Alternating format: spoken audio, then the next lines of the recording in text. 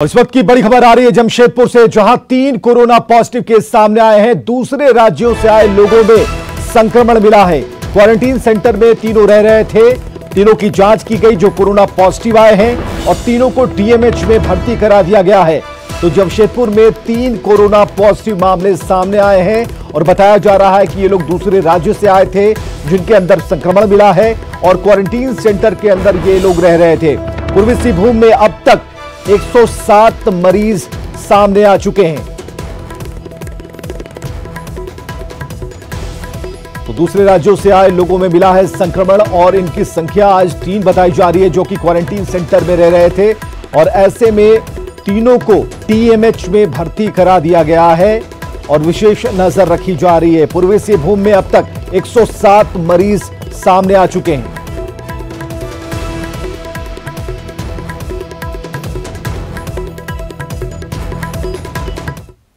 इधर झारखंड में लॉकडाउन का 5वां फेज लागू होगा या फिर अनलॉक का पहला फेज लागू होगा, अभी तक झारखंड सरकार ने इस पर फैसला नहीं लिया है। सरकार के आला अधिकारी अनलॉक 1 पर आज केंद्र के फैसले पर विचार करने जुटे हैं, जिसमें अनलॉक 1 में केंद्र की तरफ से दी गई छूट की समीक्षा हो रही है और इस पर अब से थोड़ी ही देर बाद राज्य सरकार का फैसला आने की उम्मीद है और माना जा रहा है कि राज्य सरकार शर्तों के साथ कुछ छूट देने पर विचार कर रही है।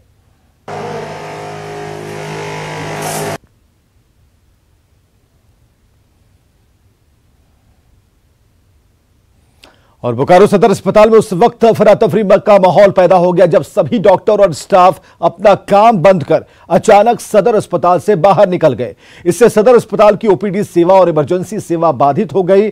अस्पताल पूरी तरह खाली हो गया। मरीज जब तक कुछ समझ पाते, सभी डॉक्टर और अस्पताल के स्टाफ सीएस कार्यालय अस्पताल में जमा हो गए और इस दौरान सोशल डिस्टेंसिंग का भी जमकर माहौल उड़ाया गया। दरअसल सदर अस्पताल के डॉक्टरों और स्टाफ की मांग थी कि उनकी मेडिकल जांच कराई जाए, इसके साथ अस्पताल को पूरी तरह से सैनिटाइज किया जाए। अस्पताल उपाधीक्षक डॉक्टर रेणु कुमारी की अगुवाई में सीएस कार्यालय में जमा हुए लोगों को सीएस डॉक्टर अशोक कुमार पाठक ने तय मानकों के मुताबिक हर संभव मदद का आश्वासन दिया।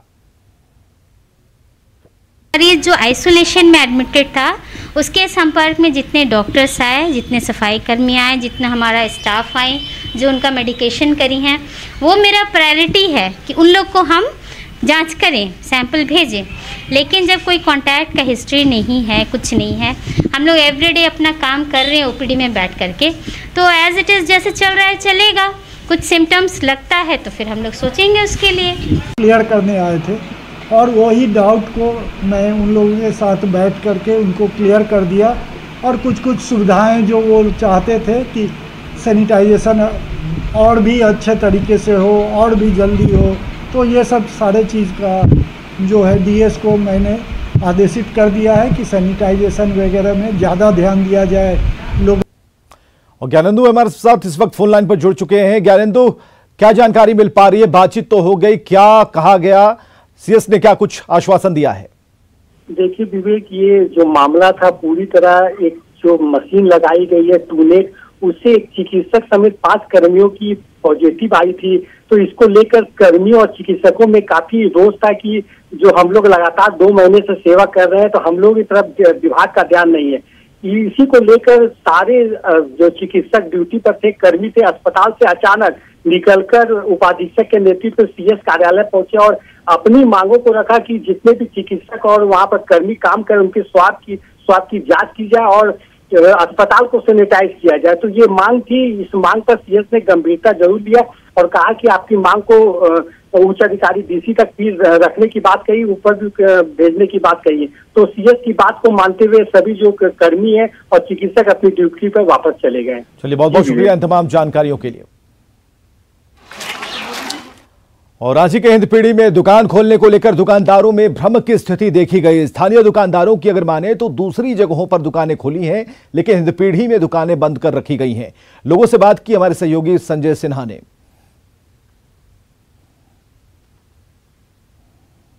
सील मुक्त होने के बाद रांची के हिंदपीढ़ी की जो जिंदगी है वो अब पटरी पर लौटती दिखाई दे रही है। सामान्य दुकानों की तरह यहाँ भी कुछ दुकान खुले नजर आ रहे हैं। हम सीधे बात करते हैं रांची के हिंदपीढ़ी के ही कुछ लोगों से। आज सारे बहुत से लोग आए हैं, भीड़ भाड़ भी रोड पर है, लेकिन दुकानें नहीं खुली हैं। सब अपनी अपनी दुकानों में 2.5 महीने से दुकानें बंद थी, तो साफ सफाई में लगे हुए हैं। जो 2-3 दुकान खुली हुई है वो दवा की दुकान है और राशन की दुकान है, बाकी कोई दुकान नहीं खुली है, जबकि वो बहुत ज़रूरी चीज़ें हैं। हम लोग इंतज़ार कर रहे हैं अभी झारखंड सरकार के गाइडलाइन का कि वो क्या इंस्ट्रक्शन देते हैं, उसके बाद दुकान हम लोग खोलेंगे। हमारी दुकान तो बिस्किट की है, लेकिन वो भी दुकान अभी तक इजाज़त नहीं मिलने के कारण दुकान बंद है। बिस्किट की दुकान है जी, बंद है। भारत बेकरी बगल में उसका ऑर्डर है, लेकिन इस चौक में 5-6 दुकान हम लोगों का है, उसका ऑर्डर नहीं मिला है कि आप लोग बेचिए। हम लोग बहुत उसके लिए परेशान है कि हम लोग कब ऑर्डर मिले हम लोग अपना बेकरी खोले। तो रांची के हिंदपीढ़ी में अभी भी इंतजार है प्रशासन के उस आदेश का जो इन्हें राहत दे सके। इनका कहना है कि जो दुकानें रांची के दूसरे जगहों पर खुली हैं उसे हिंदपीढ़ी में बंद रखा गया है। कैमरामैन संजय सिंह के साथ संजय सिन्हा, न्यूज़ 18 रांची। और रांची के डेली मार्केट, सब्जी बाजार और इलेक्ट्रॉनिक सामानों की दुकान को खोलने को लेकर एक बैठक हुई है और इस बैठक में रांची एसडीएम, कोतवाली डीएसपी, सिटी एसपी और डेली मार्केट थाना प्रभारी शामिल हुए हैं। इस बैठक के बाद एसडीएम ने बताया है कि कोरोना को लेकर सोशल डिस्टेंसिंग और दूसरे मानकों को लेकर संतुष्ट होने के बाद इन दुकानों को खोला जाएगा। आपका गुरु नानक स्कूल में तो बोले थे आके हम निरीक्षण करेंगे और निरीक्षण करके देखेंगे कि आपको डिस्टेंसिंग हो रहा है या नहीं और साफ़ सुथरा है नहीं।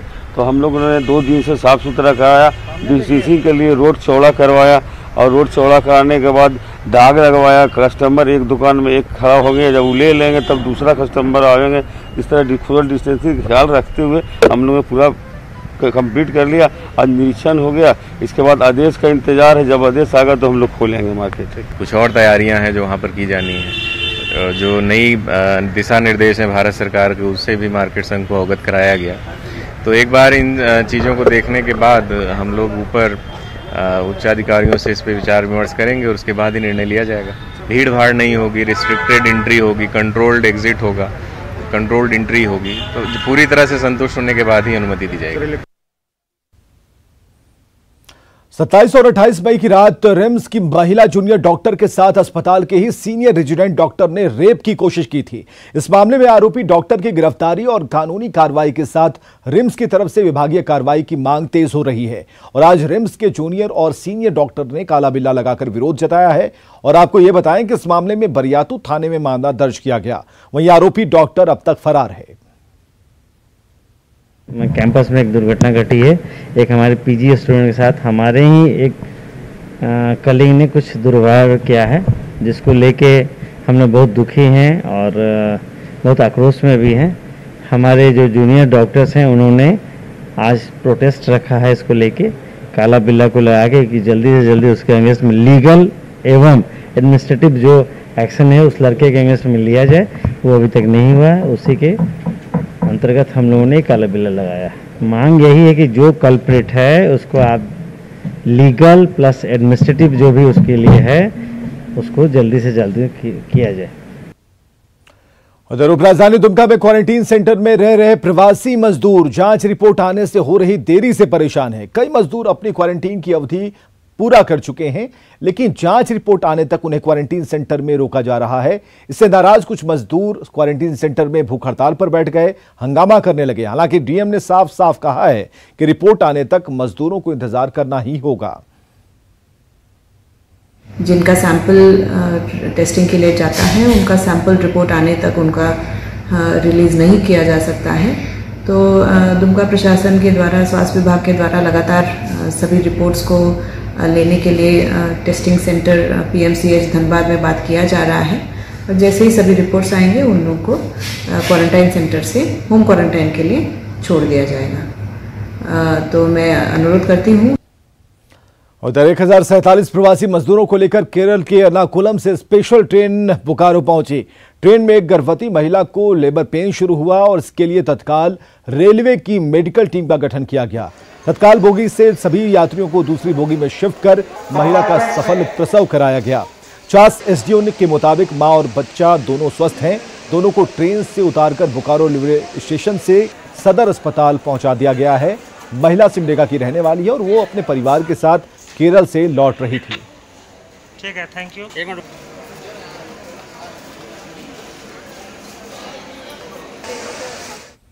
और रांची रेलवे स्टेशन पर ट्रेनों की आवाजाही हो रही है, लेकिन स्टेशन के बाहर बैठे ऑटो चालक चाहकर भी यात्रियों को आवाज नहीं देते, क्योंकि प्रशासन की ओर से उन्हें ऑटो चलाने की अनुमति अभी नहीं मिली है। ऑटो चालक परेशान हैं। लॉकडाउन 1 आया, लॉकडाउन 2 आया और देखते देखते लॉकडाउन 5 भी आ गया, लेकिन नहीं आया तो रांची के ऑटो में पैसेंजर, इसी को लेकर के रांची के जो ऑटो जो खासकर ड्राइवर हैं उनके मन में खासी नाराजगी है कि आखिर उनका घर चले तो कैसे। हम उनसे कुछ बात करते हैं कि क्या परेशानी है, ये बताइए। परेशानी इतना है, घर में तो सब हाहाकार मच गया है, सब भूख से मर रहा है, कहाँ किससे मांगे, कोई नहीं दे रहा है, तो घर कैसे चलेगा सर। कि हम लोग 60-70 दिन से लॉकडाउन में घर पे पड़े हुए हैं। 2 बच्चे स्कूल में पढ़ते हैं, मैसेज आ रहा है स्कूल से पैसा पैसा पैसा, तो हम लोग दे नहीं पा रहे हैं। घर में भूखमरी का हालत है, इसीलिए ओला कैफ वगैरह चल रही है। तो प्रशासन से और मुख्यमंत्री सरकार से, झारखंड सरकार से यही मांग करते हैं कि हम लोग को भी चलने दिया जाए। ट्रेन का परिचालन शुरू हो गया है। बस साहब, ये लॉकडाउन में हम लोग रोज कमाने रोज खाने वाला पूरे के पूरे टूट गए हैं। सारा चीज़ हम लोग के यहाँ खत्म हो गया है। अब यही ऑटो का परिचालन से अपना परिवार देखा जा रहा था। अगर इसको सरकार नहीं चलने देगी तो हम लोग सब सड़क पे आ ही गए हैं, भूख से शिकार हो ही गए हैं, अब मरने का तादाद में आ गए हैं। इसलिए सरकार से आग्रह है कि जैसे कुछ हम लोग ऑटो को भी चलने दिया जाए, जिससे किसी प्रकार अपना परिवार का पालन पोषण हो सके। तो रोज कमाने वाले हैं और रोज खाने वाले हैं, जुबान पे दर्द भी है और सरकार से मांग भी कि सरकार इनकी भी सुनेगी। रांची रेलवे स्टेशन से कैमरामैन संजय सिंह के साथ संजय सिन्हा, न्यूज़ 18 रांची। उधर प्रवासी मजदूरों की मदद के लिए सरकार की ओर से किए जा रहे तमाम प्रयासों में झारखंड चैंबर ऑफ कॉमर्स पूरी तरह से साथ है। चैंबर के अध्यक्ष कुणाल आजमानी ने कहा कि सरकार सभी प्रवासी मजदूरों की मैपिंग कर उनके स्किल से संबंधित डाटाबेस तैयार करे और जल्द से जल्द मजदूरों की योग्यता के मुताबिक उन्हें रोजगार उपलब्ध कराए। देखिए, हम निश्चित ही सरकार के साथ हैं और हम भी चाहते हैं कि जो हमारे झारखंड के भाई बंधु हैं, मजदूर हैं, उन्हें यही कार्य मिले, क्योंकि काफ़ी स्किल्ड लेबर बाहर से आ रहे हैं। तो प्रॉपरली उनका मैपिंग होना चाहिए, कौन किस सेक्टर में काम कर सकते हैं, उनकी क्या क्षमता है। साथ ही साथ सरकार से भी मैं मानता हूं कि इसके लिए एक टास्क फोर्स, अगर एक आयोग जल्द से जल्द बन जाए और वो फंक्शनिंग स्टार्ट कर दे करना कि उनके जॉब प्लेसमेंट कैसे हो, उनको जल्द से जल्द हम कार्य कैसे दिला सकें। हजारीबाग के बड़का गांव के विधायक अंबा प्रसाद की मीटिंग का वीडियो वायरल हो रहा है। वायरल वीडियो में विधायक अंबा प्रसाद की मीटिंग में सोशल डिस्टेंसिंग की धज्जियां उड़ती दिख रही हैं। दरअसल रविवार को केरेडारी के पांडु में विधायक अंबा प्रसाद पहुंची, ग्रामीणों के साथ बैठक में शामिल हुई। बैठक में एक ही जगह पर बड़ी संख्या में लोग जमा हो गए। इस बैठक में सोशल डिस्टेंसिंग का कोई ख्याल नहीं रखा गया। न सिर्फ लोग बल्कि विधायक भी कोरोना के खतरों से अनजान दिखी, जबकि सोशल डिस्टेंसिंग को ही कोरोना से बचाव का एकमात्र रास्ता माना जा रहा है।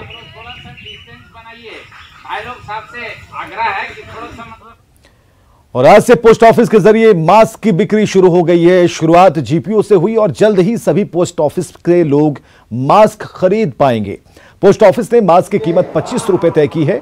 पोस्ट ऑफिस में मौजूद इस जन सुविधा का जायजा लिया हमारे सहयोगी भुवन किशोर झा ने।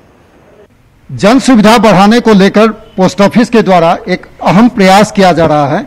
आज से हर पोस्ट ऑफिस में मास्क बिक्री होगी और इसके लिए 25 रुपये निर्धारित किए गए हैं। रांची जीपीओ से इसकी शुरुआत की जा रही है और इस तरह से पूरे जो राजधानी रांची के अलावे जो अन्य जगहों पे जो पोस्ट ऑफिस हैं उनके माध्यम से मास्क की बिक्री आज से की जाएगी। हमारे साथ डोरंडा पोस्ट ऑफिस के पोस्ट मास्टर हैं, हम उनसे जानते हैं सर किस तरह का ये सोच है और क्या व्यवस्था की है।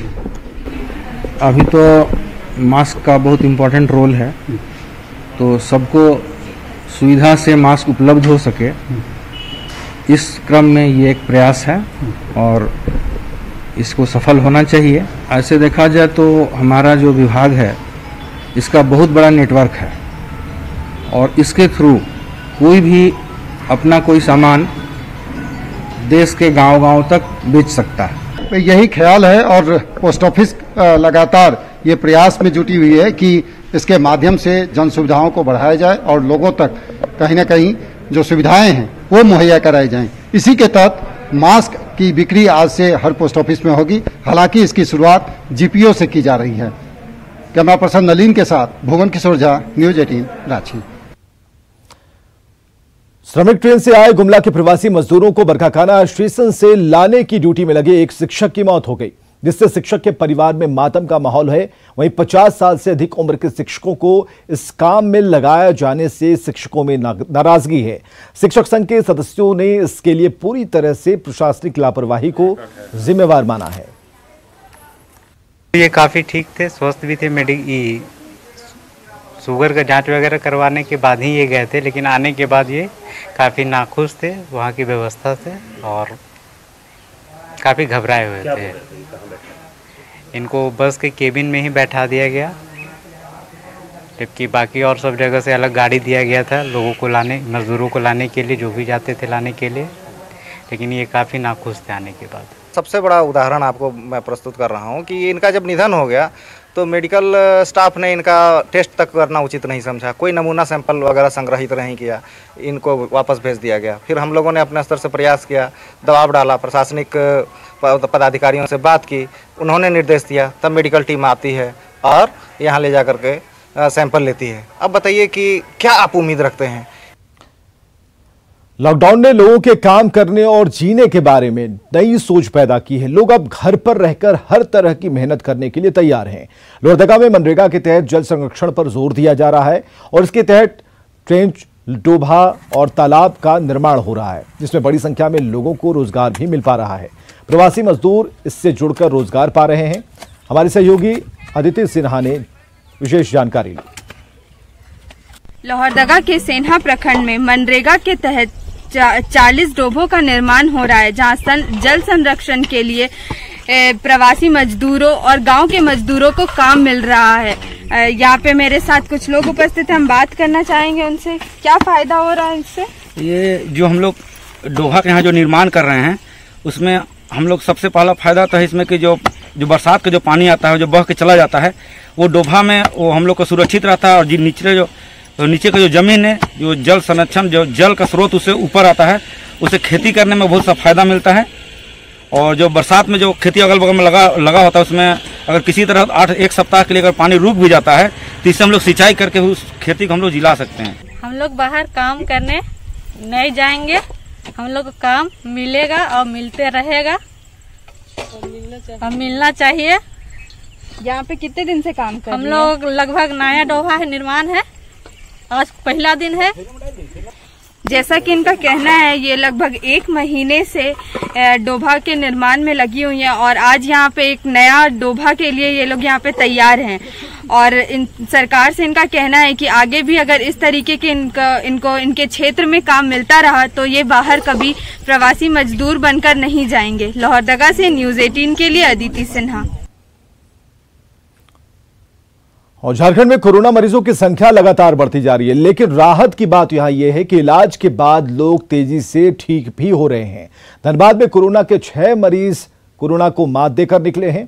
अस्पताल के डॉक्टर, नर्स ने इन मरीजों को विदा किया। इस मौके पर अधिकारियों ने इनकी हौसला अफजाई की।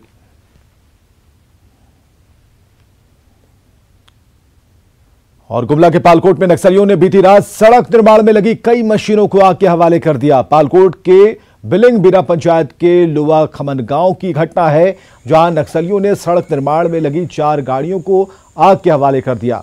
नक्सलियों की करतूत को लेवी वसूली से जोड़कर देखा जा रहा है। बताया जा रहा है कि लेवी नहीं देने पर नक्सलियों ने गाड़ियों में आग लगा दी।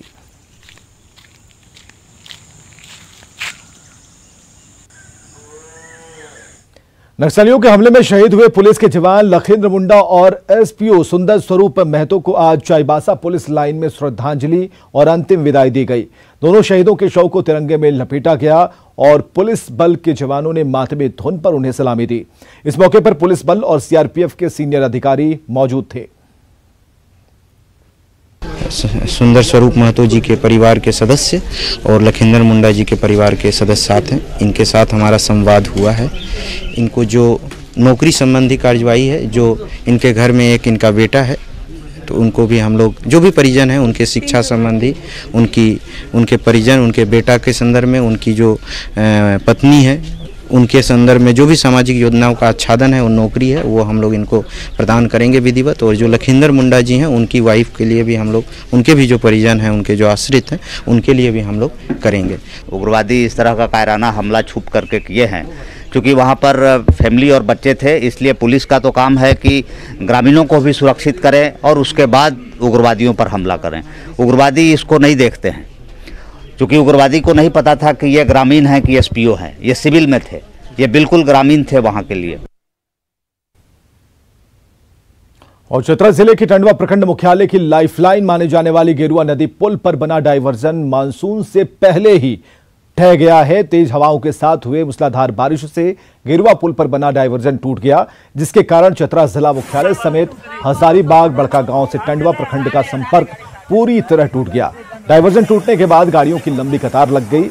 एशिया के सबसे बड़े कोल परियोजना मगध और आम्रपाली से कोयले के ट्रांसपोर्टिंग पर भी इसका असर पड़ा है।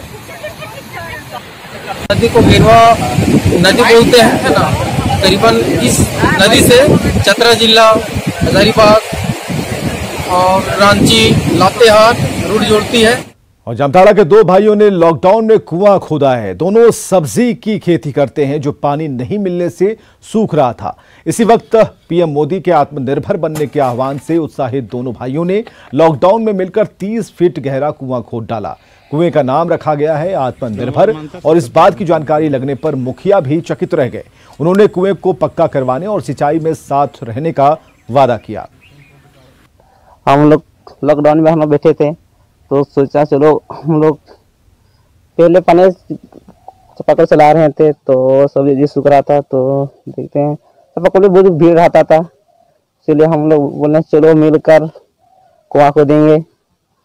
खोदने के बाद धीरे धीरे खोदे तो हो अभी 25 फुट खोद दिए। ये जो बाबू सर शरण है मजदूर, ये बहुत ही मेहनती काम किया है। लॉकडाउन में एक अपने स्तर से कुआं 25 फीट कोड़ दिया है। जैसे ही हमको सूचना मिला, हम भी यहाँ कार्यस्थल इसका निरीक्षण करने के लिए पहुँचे, तो इसमें देखे कि सही में ही अपने से ही कुआं 25 फीट कोड़ा है।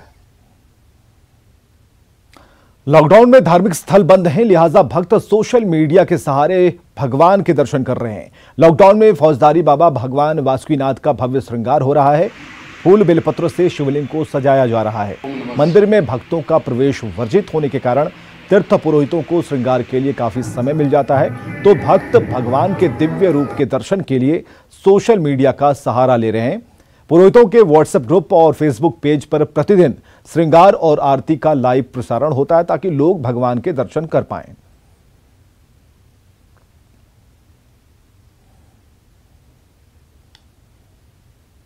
और आगे लगातार खबरें जारी हैं, बने रहिए हमारे साथ।